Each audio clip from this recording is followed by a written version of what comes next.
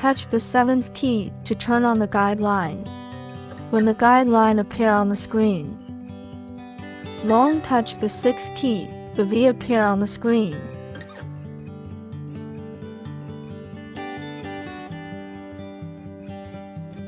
Touch the plus and minus key to adjust the height of the guideline.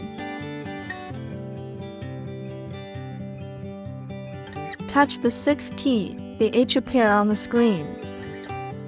Touch the plus and minus key to move the guideline to the left or right.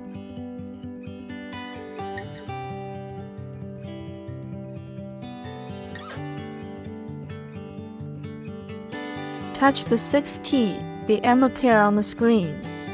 Touch the plus and minus key to adjust the width of the guideline.